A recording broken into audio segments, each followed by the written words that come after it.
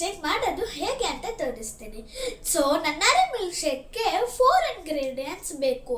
ಈ ಬಿಸಿಲಿಗೆ ನಾವು ಕುಡಿದ್ರೆ ನಮ್ಮ ಬಾಡಿ ಎಲ್ಲ ಫುಲ್ ತಂಪಾಗುತ್ತೆ ಫ್ರೆಂಡ್ಸ್. ಸೊ ಬನ್ನಿ ಹೇಗೆ ಮಾಡೋದು ಅಂತ ತೋರಿಸ್ತೀನಿ. ಫ್ರೆಂಡ್ಸ್, ಈಗ ನನ್ನಾರಿ ಹಾಕೋಣ.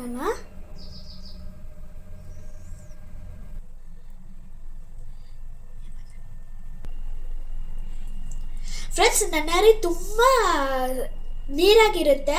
ನಾನು ಫ್ರಿಜ್ಜಲ್ಲಿ ಇಟ್ಟಿದ್ದೀನಿ, ಸೊ ತುಂಬ ಗಟ್ಟಿಯಾಗಿದೆ. ಈಗ ಹಾಲು ಹಾಕೋಣ.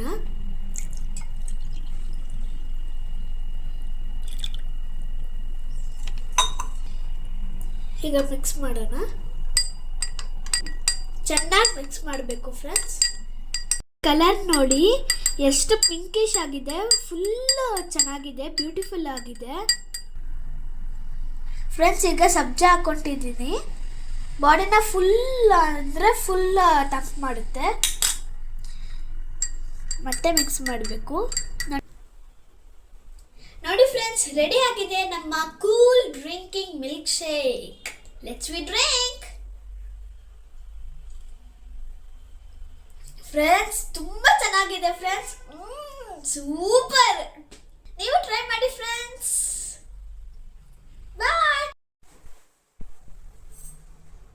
ಫ್ರೆಂಡ್ಸ್. ನನ್ನ ಚಾನಲ್ನ ಸಬ್ಸ್ಕ್ರೈಬ್ ಮಾಡ್ಕೊಡಿ ಫ್ರೆಂಡ್ಸ್.